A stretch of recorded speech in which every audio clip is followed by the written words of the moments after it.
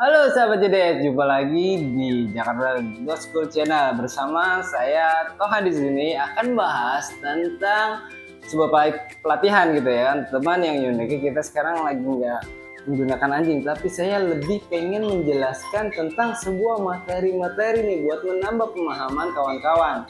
Materi di sini lebih ke arah tentang behavior.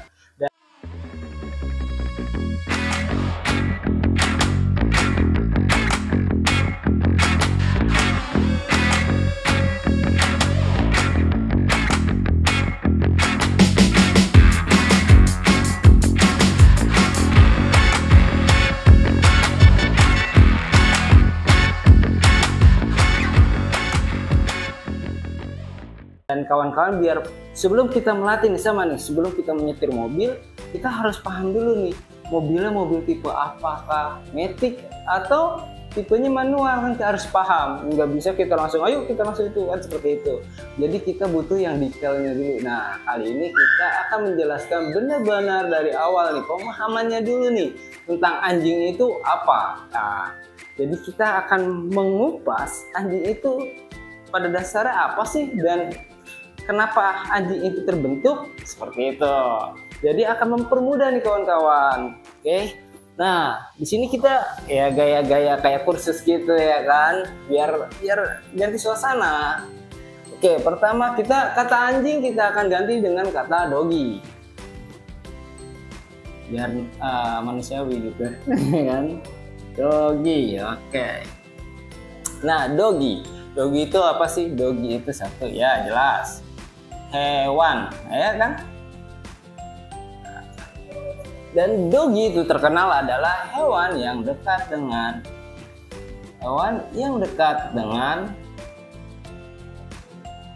manusia. Nah, manusia itu ya, tulisannya jelas lah ya kan, lumayan lah. Hewan yang dekat dengan manusia. Sebetulnya hewan yang dekat dengan manusia itu banyak, nggak cuma doggy. Di sini kita sebetulnya ada sapi, ada lagi ayam, kucing, gitu kan. Kucing. Nah, di sini lah dia ada juga doggy. Bahkan sekarang ada lagi macam-macam, ada ular dan lain-lain.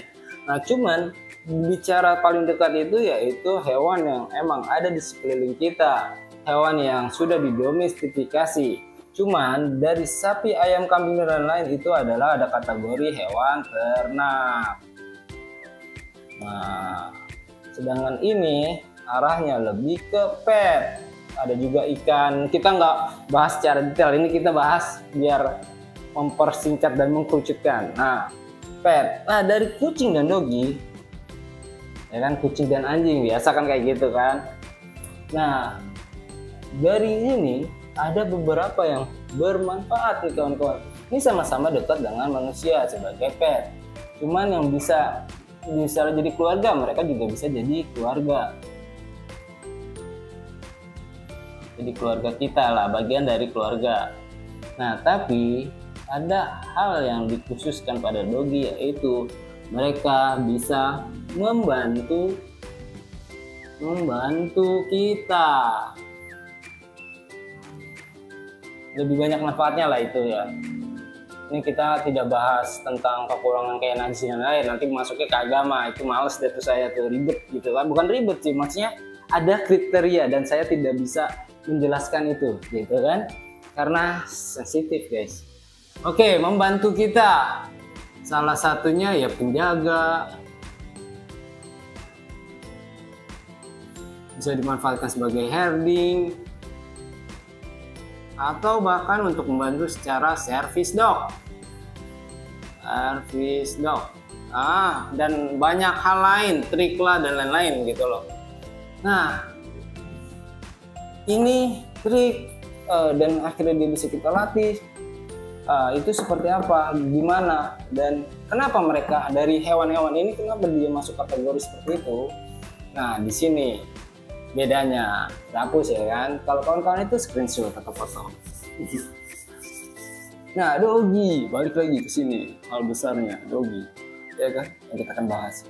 Doggy itu salah satu hewan yang tercipta dan terbentuk secara naluri itu, dia itu manfaatnya lebih ke arah menjaga dan lain-lain, yaitu working atau bekerja.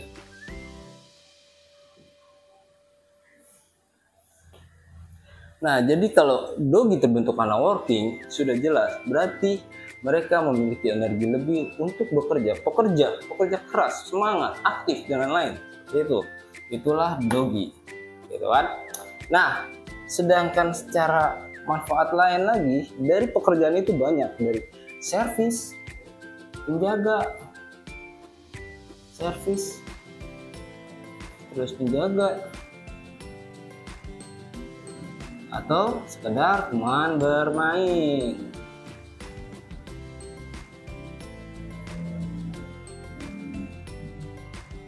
Gitu.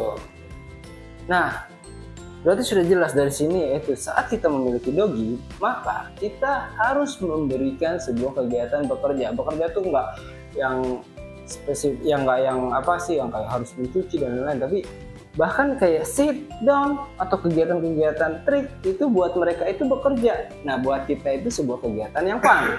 Seperti itu, jadi seimbang ya. Nah, dari ini kepribadian. Nah, sekarang kita akan bentuk tentang spesifik tentang si dogi. Dogi itu adalah hewan yang berkelompok.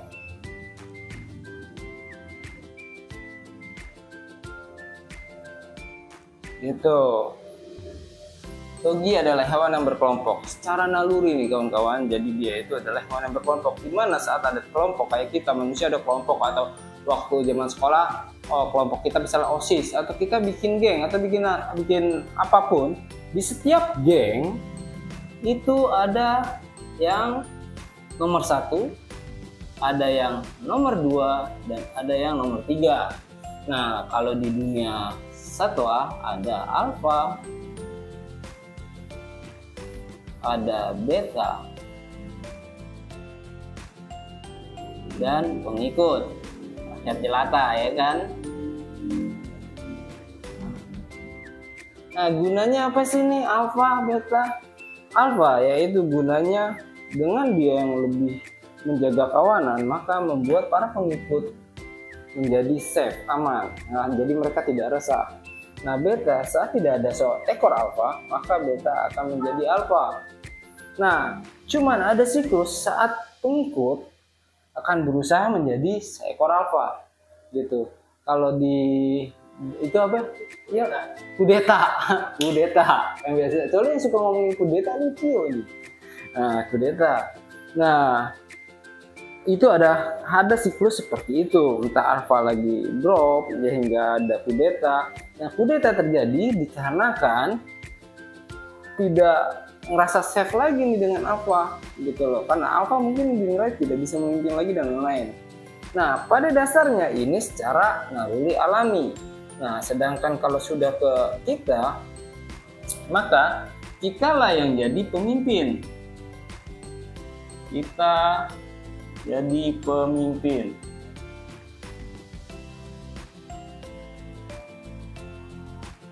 Ingat, alfa hanya akan berada di kelompok sebangsa dan tanah air. Enggak, sebangsa tuh maksudnya gini loh. Hewan di dunia hewan bergajah dengan hewan lain, maka ada seekor alfa. Saat ada hal lain kayak kita manusia, kita tidak bisa campur tangan sebagai alfa, tapi kita hanya menjadi leader. Nah, leader itu di atasnya alfa. Jadi kita itu yang bisa memimpin alfa, gitu loh. Kita hanya mengarahkan, biarkan kelompok ini tetap sebagai kelompok, tapi kelompok ini kepalanya akan terlead oleh kita.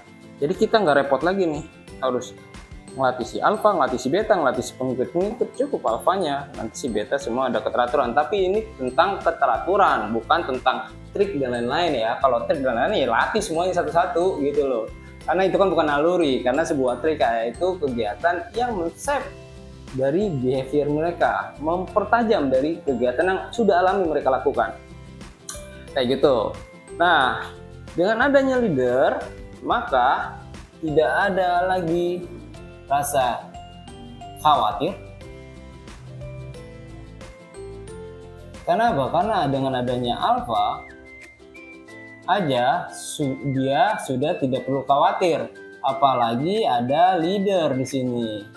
Ini makanya jangan di-skip, nanti nggak ngerti lagi, sangkain alfa atau leader. Ini penjelasan. Jadi di hewannya ada alfa dan ada kita manusia sebagai leader yang membuat hilanglah rasa khawatir.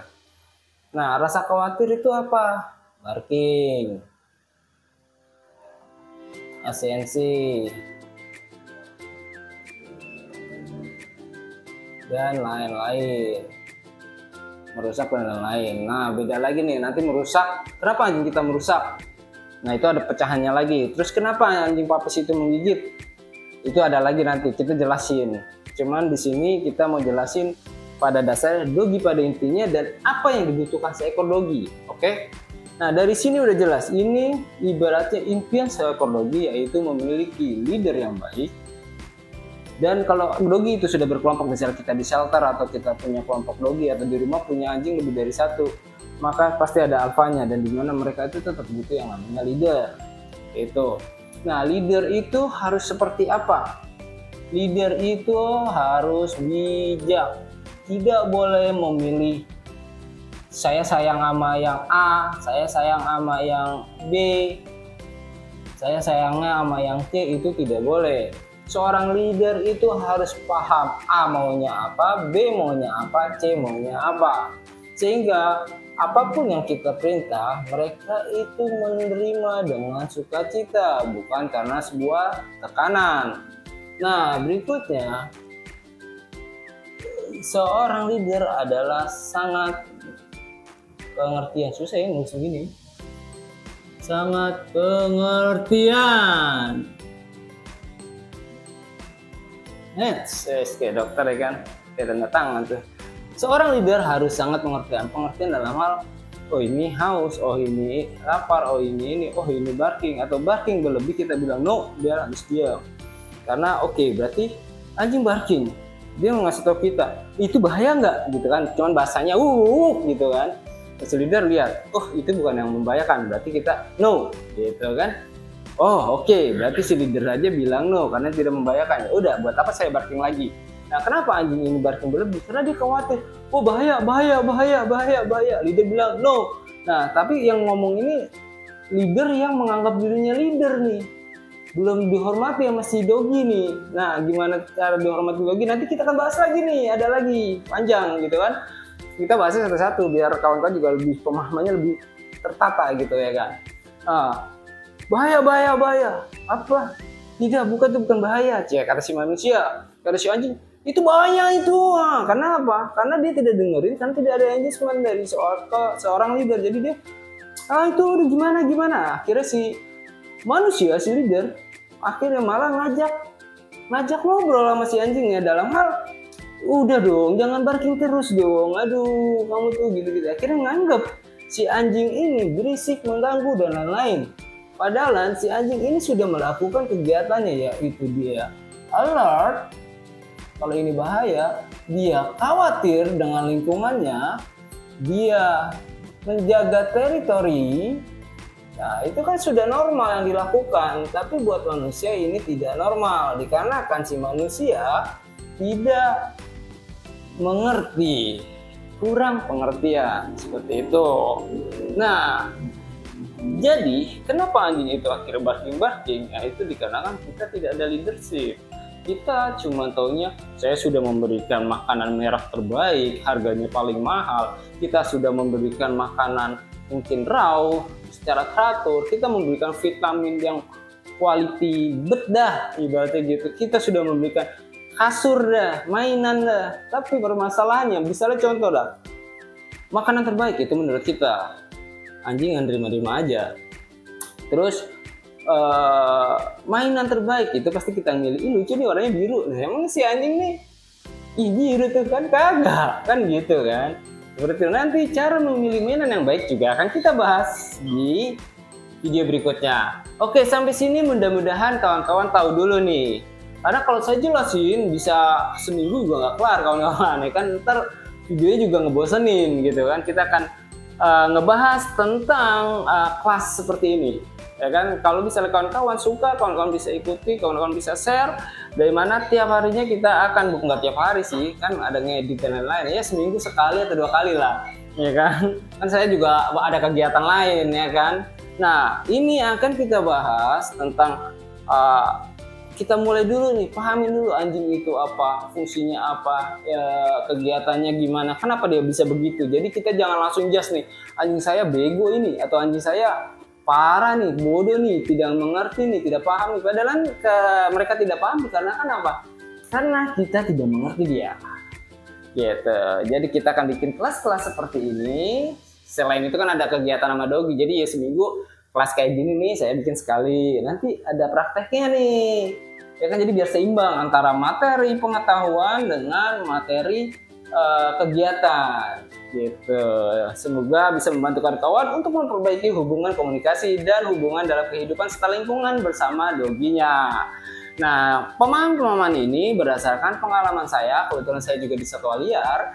Nah, saya sudah mengambil garis merahnya, oh begini gitu. Dan kebetulan saya di satwa liar dan di tempat lain juga kita melatih mereka, menangani penyelamatan kepada mereka, hewan-hewan konflik dan lain-lain. Nah, sekarang saya mensaturasinya mereka, pengalaman saya itu untuk saya sebarkan bagi kepada Anda. Dukung kita, kalau emang kita bermanfaat, jangan lupa belanja ini. Oke? Sampai jumpa lagi di kelas berikutnya bersama saya, Toha. Di sini kita akan bahas lagi tentang behavior di video-video berikutnya. Jangan pernah di skip biar nggak bingung, karena coret-coretan saya agak ya begitu dah. Oke, bye.